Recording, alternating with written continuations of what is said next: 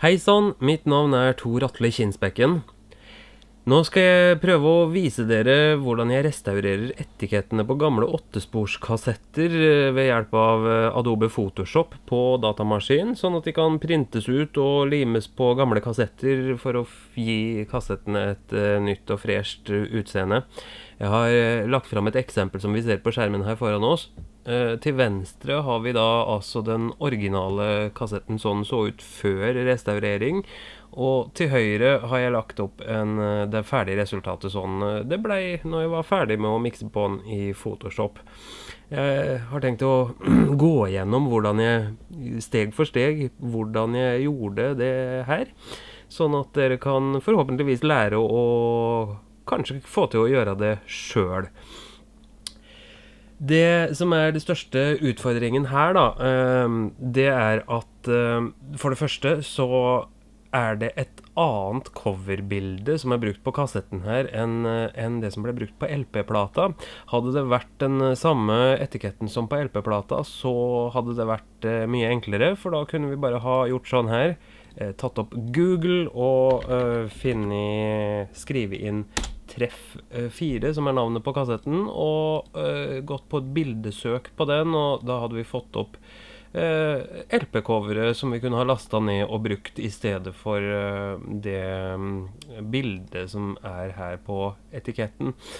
Det får vi ikke gjort her, fordi LP-coveret det ser annerledes ut. Så her jeg helt avhengig av å få tak i et eksemplar av 8-sporskassetten som ser bedre ut enn den her. I tillegg til at coverbildet annerledes, så og permen fullstendig borte her. Når jeg zoomer inn her, så ser vi at det som her på den originale kassetten min, det bare klistret på en papirlapp hvor det står Treff 4. Det ikke den originale permen. Heldigvis så har det seg slik at jeg har et eksemplar til av den samme kassetten. Et eksemplar som ser litt bedre ut. Så jeg har skannet inn kassetten her. Jeg har laget en mappe på PC-en, og jeg har skannet inn. Her ser vi den kassetten jeg skal erstatte etiketten på, med da permen og bakside. Og her har jeg da min kassett nummer 2, som gudskjelov ser litt bedre ut. Her bildet betydelig bedre, sånn at vi kan forhåpentlig få til å bruke det bildet sånn det Her permen, den ser jo også litt redusert ut, men her skal vi nok få til å gjenskape bokstaver og det som eventuelt mangler her. Så det den etiketten jeg skal bruke som å lage en slags mal av i Photoshop. Nå skal jeg guide dere gjennom nå steg for steg, har jeg tenkt.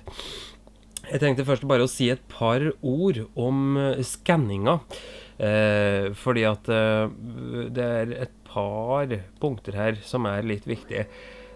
Skannerprogrammet mitt, det ser sånn her ut. Det en Epson-skanner jeg har, og jeg liker det skannerprogrammet som følger med den skanneren godt, men de fleste skannere har omtrent tilsvarende oppsett.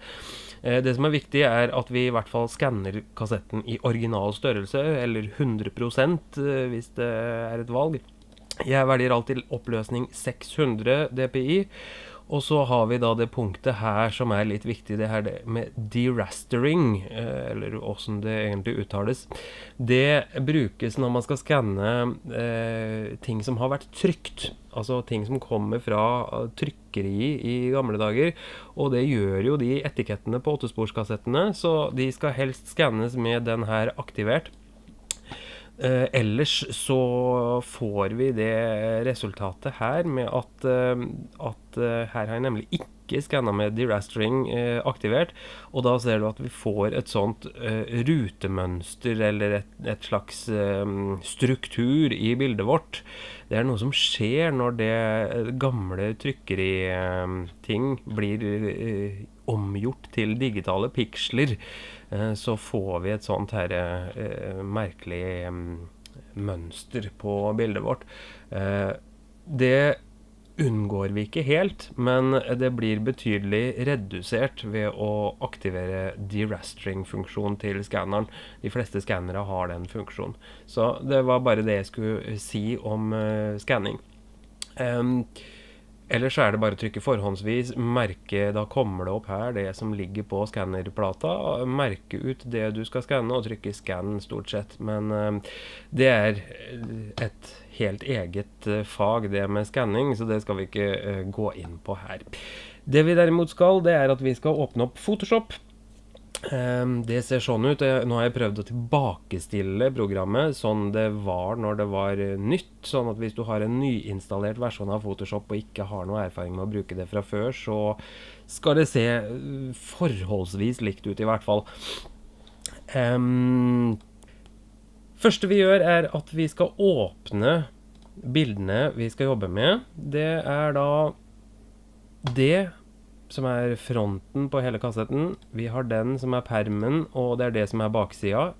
Vi merker det gjorde jeg nå med å trykke på den, og så holder jeg kontrolltasten på tastaturet inne samtidig som jeg klikker på permen og den. Kan bare si åpne. Da spretter de opp her i 3 forskjellige faner i toppen på Photoshop her. Jeg tror jeg skal starte med bare å ta bort det vi ikke trenger, sånn som den her libraries her, den bruker ikke jeg, så den kan vi bare, nei, vi trykker ikke der, nei, for vi tar og går der på den lille saken, og så trykker vi close tab group. Der står vi igjen med de tingene vi kanskje kan komme til å trenge. Jeg kommer ikke til å gå i dybden i Photoshop. Photoshop er et veldig avansert dataprogram. Jeg anbefaler å søke på Google og YouTube og forskjellig og finne instruksjonsvideoer som viser grunnleggende Photoshop-opplæring, for det er veldig kjekt å ha. Jeg starter med å fortelle at her på venstre side så har vi verktøyene våre. Vi ser de her, og helt øverst til venstre er vel kanskje den vi kommer til å bruke mest. Det er den som heter Move Tool. Det er den vi bruker når vi skal flytte på ting. Her har vi en sånn her markeringsverktøy, Mark Tool, og den er da firkantet nå, men hvis vi holder museknappen inne på den, så spretter det opp flere valg. Da har vi så vi kan velge sirkler og forskjellig. Det er firkanten vi kommer til å bruke mest her. Og bortsett fra det så kommer vi ikke til å bruke noe særlig mer annet enn tekstverktøyet som vi har her nede. Når vi trykker på et verktøy her, så kommer det opp valgmuligheter vi har med det verktøyet i toppen. Sånn at hvis vi velger et verktøy, så kommer det fram hva mulighetene vi har til å jobbe med det.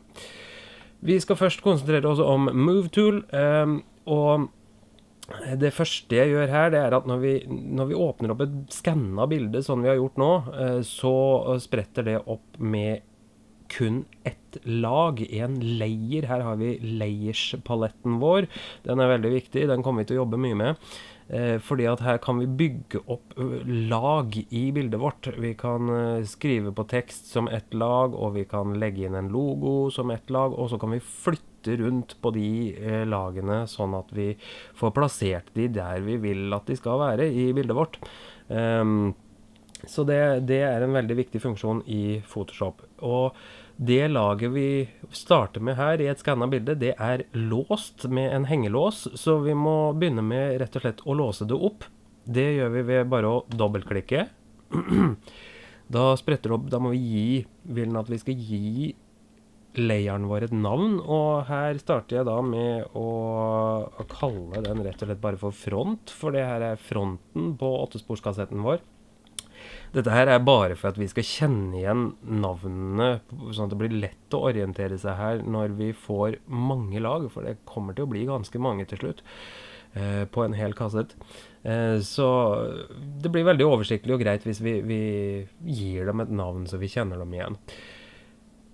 Nå flytter vi oss da over på permen som vi har oppe i toppen her, og nå da greia at vi skal flytte med oss permen over hit, sånn at vi får det som et eget nytt lag i bildet vårt, og vi gjør det rett og slett med, først må vi bare dra ut den fana, sånn at vi får den for seg selv her, sånn. Og da kan vi, når vi står på Move Tool, som her i venstre hjørne øverst på toppen, så kan vi bare ta tak på bildet vårt her med musa, drar den over i bildet vårt, og der flytter vi den over. Og da oppretter det seg et nytt lag i bildet vårt, helt av seg selv. Får da liksom bare automatisk et navn som heter Layer 1, så vi kan døpe om den med bare å dobbeltklikke på navnet her. Vi kaller den perm. Sånn. Så gjør vi det samme med baksiden vår. Vi trekker ut fana vår, sånn. Flytter den til siden, sånn at vi får god oversikt over begge bildene, tar tak i den og bare dumper den over til bildet vårt. Lokker den, har ikke noe mer bruk for den da, og så har vi da fått et nytt lag i bildet vårt som heter Layer 1, dobbeltklikker, og så kaller vi den rett og slett bare bak. Nå jo da problemet vårt her nå, det jo at bilderamma på en måte for liten til at vi får, nå skal jo den her egentlig flyttes nedover, den skal roteres rundt, og så skal vi flytte den ned.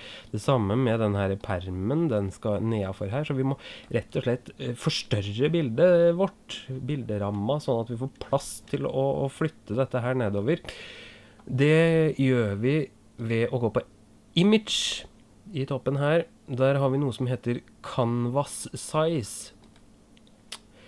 Og her jobbes disse med i piksler, men du kan selvfølgelig velge å centimeter eller millimeter hvis du vil det. Og ettersom vi har skannet bildene våre i 100% størrelse, så da målene her, de like store som en 8-sporskassett skal være. 10 cirka ganger 13 centimeter. Men ja, det spiller egentlig ikke så stor rolle. Her har vi altså da 13, ja, litt i underkant av 14 centimeter, og så må vi da gange det med 2, for vi skal ha plass til baksiden her. Tenker vi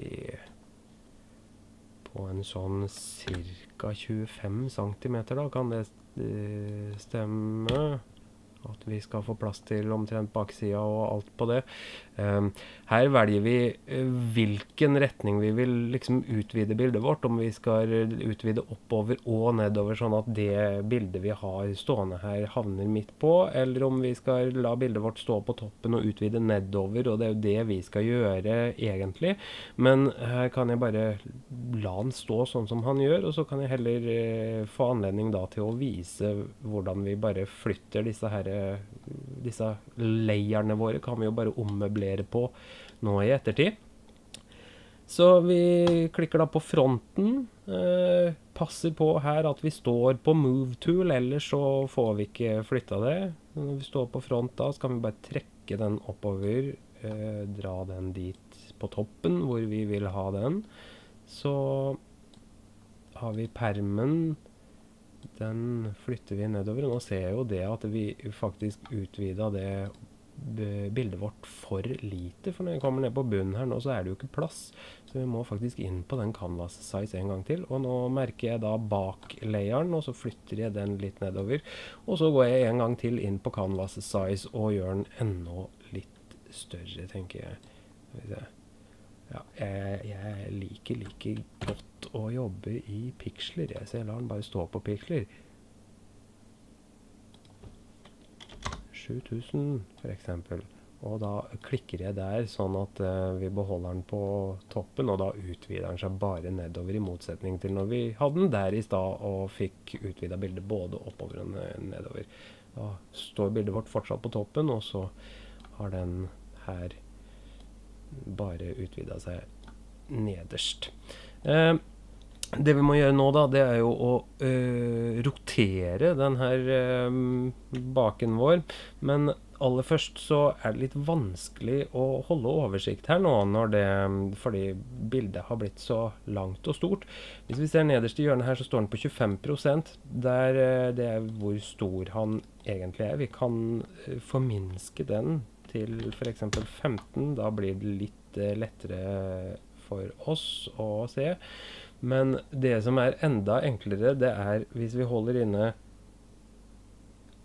spacebaren på tastaturet vårt og alt-tasten på tastaturet. Space og alt, det de to knappene som ved siden av hverandre, og hvis vi trykker inn alt-knappen først, så begynner det å plinge her, så vi må starte med spacebaren først, og så alt-knappen. Da forandrer musikonet vårt seg til et minustegn, og da uansett hvor vi trykker i bildet, så forminsker bildet seg. Og det skjer da uansett hvilket av de verktøyene her vi står på, så får vi alltid et minustegn. Men nå ble det litt mye, for hver gang vi klikker så forminsker den. Så for å få et plusstegn på musa, og dermed kunne forstørre, så holder vi spacebaren inne og kontroll i stedet for alt. Da får vi et plusstegn, og da hvis vi klikker uansett hvor henne i bildet vårt vi klikker da, for eksempel hvis vi klikker på Alone-teksten, så zoomes det inn der hvor vi klikker. Veldig kjapp og enkel måte å komme seg ut og inn i bildet på mens vi driver og jobber. Det en funksjon vi garantert kommer til å bruke masse. Vi må flytte litt nedover her. Bak står vi på nå, flytter den ned dit. Permen merker den og flytter den. Og så har vi da det problemet at bak skal jo roteres. Og det gjør vi ved å gå på Edit. Free Transform har vi noe som heter her. Da når vi gjør det, så får vi frem noen sånne håndtak i hjørnet vårt. Det betyr at hvis vi drar i de, så forminsker vi eller forstørrer bildet. Hvis vi går utenfor, så får vi fram to sånne rare hjørnepiler. Det betyr at vi kan ta tak der med musa og rotere rundt. Og da får vi fram på musepekeren vår gradene vi roterer. Når vi bare tar tak og drar sånn, så kan vi rotere fritt. Holder vi Shift-knappen inne, så roteres 15 og 15 grader av gangen. Da det lettere å treffe rett. Vi skal ha 180 grader rundt, og når vi har kommet dit, slipper vi musa og Shift-tasten og trykker Enter. Da har vi bekreftet at vi skal gjøre endringen. Nå det på tide å starte jobbinga vår for alvor. Nå skal vi finjustere de her, sånn at vi får en grei mal. Jeg vil gjerne ha fram linealene her. Det en fin funksjon som lar oss trekke ned hjelpelinjer. Så vi går på View og Rulers. Vi kan også trykke Ctrl pluss R. Da får vi fram noen linealer oppe i toppen. Og ut fra de linealene så kan vi ta tak bare med musa og trekke ut hjelpelinjer. Jeg liker å ramme inn det jeg driver med og få de hjelpelinjene. Altså de hjelpelinjene her, de alltid 100% rette. Det ikke alltid de etikettene på 8-sporskassettene som vi har skannet inn. De ofte veldig skeive, og da det kjekt å ha sånne hjelpelinjer. Og nå skal vi zoome oss inn. Det gjorde vi med spacebaren og kontroll. Vi zoomer oss litt grann inn her, for da kan vi nemlig få muligheten til å finjustere de hjelpelinjene våre. Vi må passe på at vi står på Move Tool når vi skal gjøre det. Ellers så får vi ikke tatt tak i dem hvis vi står på et annet verktøy. Sånn. Og når vi da ser her, så ser vi jo det at den etiketten her litt skeiv. Han går utenfor streken nede, og så går den litt innenfor inne. Så nå skal vi passe på at vi står på front. Det der vi driver og jobber nå. Nå sto jeg på bak. Hadde jeg jo gjort det her nå, så hadde det vært bak vi hadde rotert. For nå skal vi rotere litt på den her, sånn at vi får den rett. Free transform. Hvis jeg går utta med bildet mitt da, så får jeg fram de to krokete pilene på musa igjen, som gjør at jeg kan justere litt på gradene her, og da ser vi 0,5 grader. Da ser den ganske grei ut i toppen, og når jeg ruller meg litt nedover da, så ser den fortsatt ganske grei ut.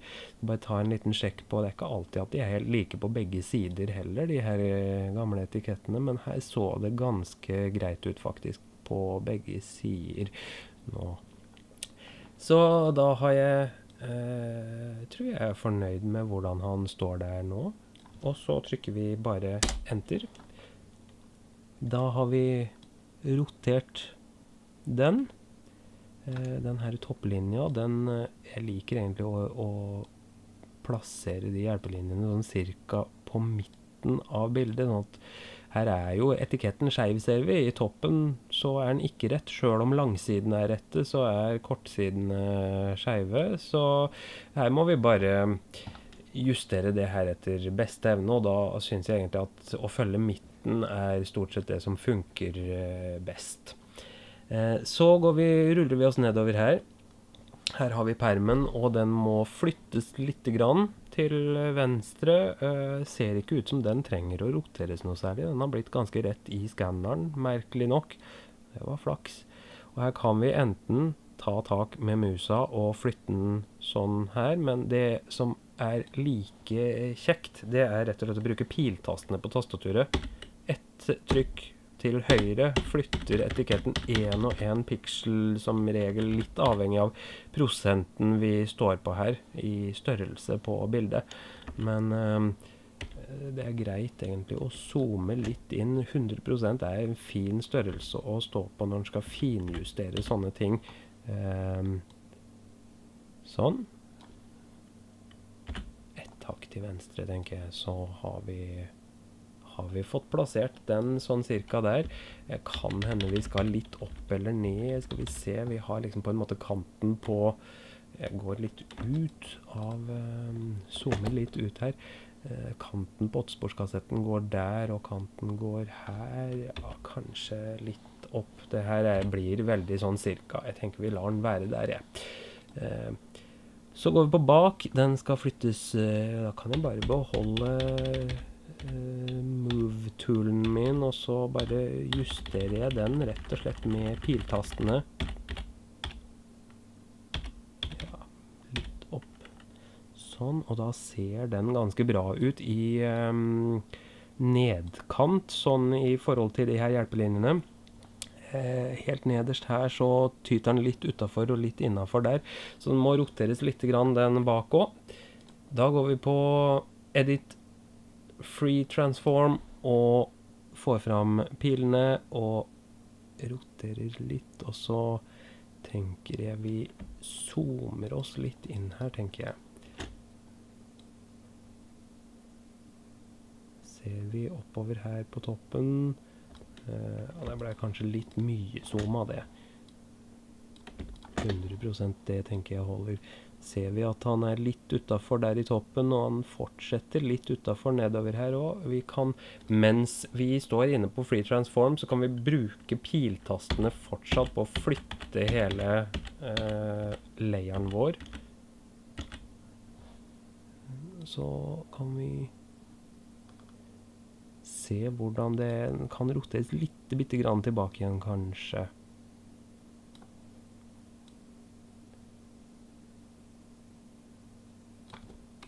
Et par tastetrykk til høyre der nå, men så tenker jeg vi er innenfor. Vi tar en sjekk på andre siden her, venstre kanten, og jeg synes den ser mer enn godkjent ut. Så da kan vi bare trykke enter, da forsvinner de her håndtakene, og vi går ut av Free Transform.